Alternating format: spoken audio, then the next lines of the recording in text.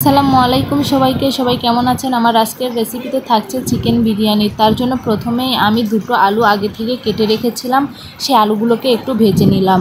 তারপর ওই তেলে পরিমাণ মতো পেঁয়াজ কুচি দিয়ে ভালোভাবে নেড়ে ছেড়ে নিলাম, নিয়ে তাতে কিছুটা তেজপাতা, এলাচ, দারচিনি দিয়ে ভালোভাবে নেড়ে ছেড়ে নিয়েছি। তাতে পরিমাণ মতো পানি দিয়ে দিলাম, তাতে আদা রসুন বাটা, বাদাম বাটা, মরিচের গুঁড়া এবং বিরিয়ানি মশলা দিয়ে ভালোভাবে নেড়ে ছেড়ে মশলাটাকে মিশিয়ে নিচ্ছি এবং ভালোভাবে কষিয়ে নেব।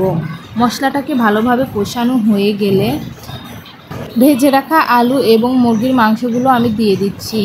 এগুলো দিয়ে ভালোভাবে নেড়েচেড়ে কষাতে হবে। মাংসগুলোকে ভালোভাবে নেড়েচেড়ে নিয়ে তাতে সামান্য একটু পানি দিতে হবে। পানি দিলে মাংসটা একটু পুরোপুরিভাবে সেদ্ধ হয়ে যাবে। তার জন্য একটু পানি দিয়ে দিলাম। পানিটা দিয়ে কিছুক্ষণের জন্য ঢাকনা দিয়ে ঢেকে দিয়েছি। ঢাকনা দিয়ে ঢেকে কিছুক্ষণ রান্না করে নেব।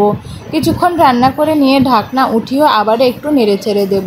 নেড়েচেড়ে দিয়ে আমার মাংসগুলোকে কষানো শেষ। আমি এবার মাংসগুলোকে ঢেলে নেব। এ পর্যায়ে চলে আসলাম চালগুলোকে ভেজে নিতে। প্রথমে আমি একটু তেল দিয়েছিলাম, তেলে কিছুটা পেঁয়াজ কুচি এবং আস্ত মরিচ দিয়ে ভেজে নিয়ে চালগুলোকে দিয়ে দিয়েছি। চালগুলোকে দিয়ে ভালোভাবে ভেজে নিয়েছি। ভেজে নিয়ে পরিমাণ মতো পানি দিয়ে দিলাম। পানিটা সব সময় মনে রাখতে হবে, চাল যা দিবেন চালের দ্বিগুণ পানি হতে হবে, তাহলে বিরিয়ানিটা ঠিক হবে। পানিটা দিয়ে পানি বলক উঠিয়ে এলে এবারে আমি কষিয়ে রাখা মাংসগুলোকে দিয়ে দিয়েছি।